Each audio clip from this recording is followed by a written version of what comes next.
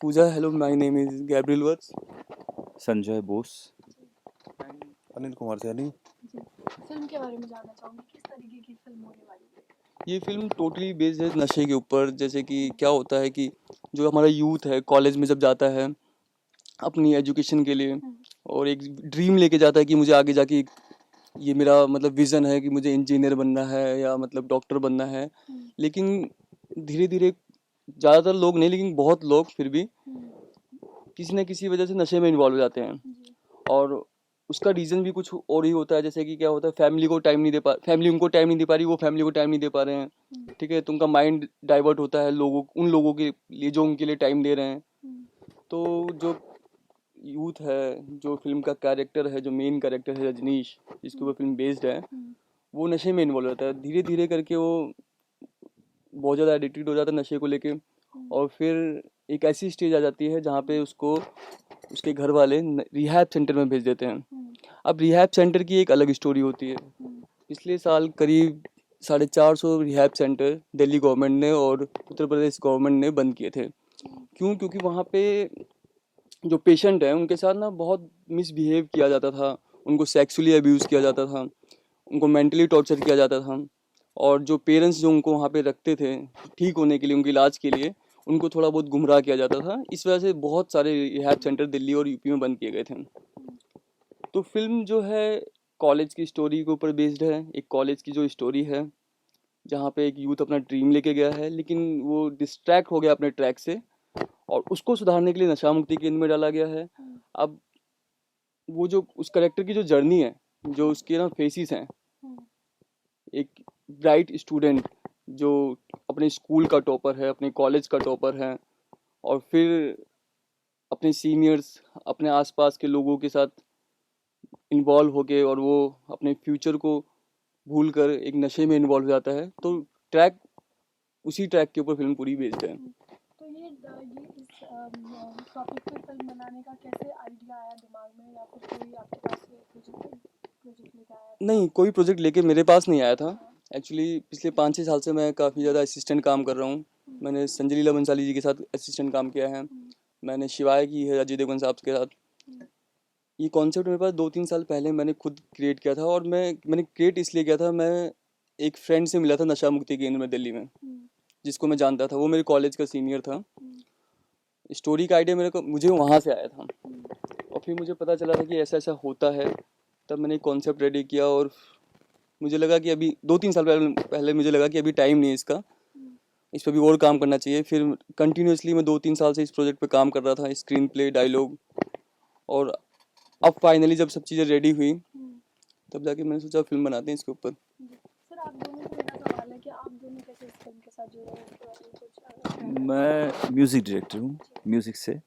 और अनिल जी प्रोड्यूसर है। हम थोड़ा फाइनेंस वो कर रहे हैं इस फिल्म में, ताकि फिल्म को थोड़ी आगे इसको काम में मिले। नशे के ऊपर हमारे जो युवा इस चीज़ को थोड़ा इग्नोर कर रहे हैं, इस चीज़ के लिए इसमें वो कर रहे हैं हम। तो मैं ये भी आपसे जानना चाहूँगी कि क्या आपको लगता है कि इस फिल्म के बाद सोसाइटी में थोड़ी बहुत चेंजेस आएगी क्या? देखो जी, इसे तो कह नहीं सकते, बाकी कोशिश तो पूरी हमारे की, जो हमारे युवा है इस नशे के इस चक्कर में पड़ रहे ज़्यादा। अगर इस बात को तो अगर फोकस हो गया इस चीज़ पर, नशे के ऊपर थोड़ा इग्नोर करे तो ज़्यादा अच्छा है। जी सर, आपसे जानना चाहूँगी कि फिल्म में किस तरीके से म्यूजिक को ढाला है, क्या कुछ काम चल रहा है, क्या प्लान है? देखिए, इट्स टू अर्ली टू से। बहुत एक इनिशियल स्टेज में है फिल्म। हम हाल ही में मिले हैं एंड अभी प्रोसेस में है। But yes, music will play a very important role, क्योंकि म्यूज़िक एक ऐसी भाषा है जिसका कोई भाषा नहीं है। It's such a language which does not speak, but music speaks without this language. तो जैसे जैसे इनका जो स्क्रीन प्ले है बड़ा ही इंटरेस्टिंग, गैब्रियल का स्क्रीन प्ले, एंड मैं थोड़ा थोड़ा वाकिफ़ हो रहा हूँ। एंड वहाँ पे मुझे दिख रहा है बहुत ही, वैसे ऑब्वियस है नशा है, यानी कि ट्रांस, जैसे आजकल का युवा पीढ़ी नशा करके लोग ट्रांस म्यूजिक पसंद करते हैं, पर ज़रूरी नहीं कि जो फिल्म देखने आए वो नशा किए हुए हैं। वो नशे को किस तरीके से लेंगे, नशा अच्छा है या कैसा है, वो फिल्म एक जर्नी से दिखाने वाला है एंड वो अवेयरनेस क्रिएट करना. तो music will be a support backbone spine emotional जो आउटबर्स्ट होता है नशा के वजह से या तो फिर कुछ बैकग्राउंड जो गाने हैं. But there are music will play a very important role. Call it background, call it songs. So once it's done, people will get to see very good, listen to good music, good stuff. आपसे जानना चाहूंगी कि कौन कौन सी जगह screen पे और कितने स्क्रीन पे रिलीज होने वाली है आपकी? फिल्म का रिलीज़ के बारे में अभी बात करना सही नहीं रहेगा, जी। लेकिन फिल्म को रिलीज़ मैं अप्रैल में करूँगा. हाँ। पहले फिल्म बना लूँ, उसके बाद डिसाइड करेंगे कि कौन कौन सी जगह पे फिल्म रिलीज़ की जाएगी. वैसे शूटिंग फिल्म की दिल्ली और लखनऊ में की जाएगी, और जो सॉन्ग्स हैं इसके देहरादून वगैरह में जाके, देहरादून ऋषिकेश वगैरह वहाँ पे जाके शूट किए जाएंगे, altitude, पहाड़ वगैरह पे. हाँ, तो आप तीनों से एक सवाल है कि जब भी आप किसी प्रोजेक्ट पे काम करते हो, एक चीज़ जो आपको सबसे ज़्यादा अट्रैक्ट करती हो किसी प्रोजेक्ट पे काम करने के लिए, उसके बारे में कुछ बताना चाहें? ये तो Attract इनका तो खुद करती का ही हैं. प्रोजेक्ट है. हाँ। उनको तो अट्रैक्ट, वो तो सबको अट्रैक्ट किया है हम लोगों को. सबको हाँ. क्या इसमें इस फिल्म में ऐसा खास है कि आके मतलब ऑडियंस इसके सपोर्ट में और इस फिल्म को आके देखे? यार मैं खुद मैकेनिकल इंजीनियर हूँ, मैंने कंप्लीट नहीं किया, मैंने लास्ट ईयर में ड्रॉप कर दिया था. और ड्रॉप करने का रीज़न भी सिर्फ यही था कि मैं फिल्म डायरेक्टर बनना चाहता था. ठीक है. और मैंने अपने कॉलेज में भी माहौल देखा था, इंजीनियरिंग कॉलेज में. और मैं ऐसा किसी कॉलेज को टारगेट करके नहीं बोल रहा हूँ, या मतलब किसी यूनिवर्सिटी वगैरह को टारगेट करके नहीं बोल रहा हूँ कि ऐसा सब जगह पे होता है, लेकिन मोस्टली जगह पे ऐसा होता है. मोस्टली जगह पे ऐसा होता है कि आप बच्चे कॉलेज जाते हैं, वहाँ पे नशे में वो करने कुछ और जाते हैं, और वहाँ पे नशे में इन्वॉल्व होकर कर कुछ और लेते हैं. और मैं अपने ऊपर बताता हूँ. मैं राजस्थान टेक्निकल यूनिवर्सिटी में पढ़ता था. जो मेरे सीनियर्स थे वो नशा वगैरह करते थे, मैं उनके साथ बैठता था, मैं उनको देखता था. जो उनके सीनियर्स थे, जो मेरे सीनियर्स थे, जो उनके सीनियर्स थे, मेरे सीनियर्स के सीनियर्स, वो भी नशे में इन्वॉल्व थे. मैंने अपने आसपास काफ़ी ज़्यादा तादाद में ऐसा देखा है कि लोग नशे में इन्वॉल्व हैं. सब नहीं है, लेकिन यूथ बहुत ज़्यादा है. अब जैसे कि मैं दिल्ली से एक पालम गांव एरिया से बिलोंग करता हूँ. वहाँ पे आसपास पार्क हैं. उस पार्क में पता है 10-10 साल के बच्चे, 12-12 साल के बच्चे वो वीड और हैश लेके बैठ जाते हैं.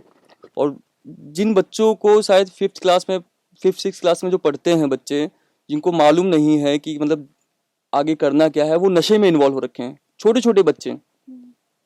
और मैंने उनका जाके प्रॉपर शूट भी किया हुआ है. मैंने इसके पीछे काफ़ी रिसर्च की है. और बहुत बुरी तरीके से नशे में इन्वॉल्व हो रहे हैं, इंजेक्शन लगा रहे हैं वो लोग. तो इन सब चीज़ों को सोच के, काफ़ी ज़्यादा इन सब चीज़ों में इन्वॉल्व होके मैंने इस कॉन्सेप्ट को रेडी किया है कि इसको प्रेजेंट किया जाए आगे. जाते जाते ऑडियंस के लिए कुछ मैसेज? देखो, मैं फिल्म के जरिए कोई मैसेज नहीं देना चाहता ऑडियंस के लिए. मैं एक ऐसी फिल्म बनाना चाहता हूँ कि जो हो रहा है वो सबको दिखे. आपको भी मालूम ही होगा, आप मेरा इंटरव्यू ले रही, लेकिन आपको भी मालूम होगा लोग कितना नशे में इन्वॉल्व हैं. आप भी पढ़ी लिखी हैं, आपके कॉलेज में आपने भी देखा होगा काफ़ी ज़्यादा. इस हर घर की स्टोरी है. अगर एक घर में 5-6 फैमिली रह रही हैं, तो उसमें एक आधा कैरेक्टर है, या उसके फादर हैं, या उनके सन हैं, उनके बेटे हैं, दोनों 2-3 बेटे जो भी होते हैं, एक आधा बच्चा इन्वॉल्व हो जाता है. अगर बच्चा नहीं इन्वॉल्व तो पेरेंट्स इन्वॉल्व हैं. ये बहुत बड़ा इशू है. तो ये ऑलरेडी इशू इतना बड़ा है, तो हम इसमें मैसेज देने की कोई बात नहीं कर सकते. हम एक अच्छी फिल्म बना सकते हैं, और लोगों को अगर अच्छी लगे तो मैसेज समझ लें, एंटरटेनमेंट लगे तो एंटरटेनमेंट है ही. Thank you sir.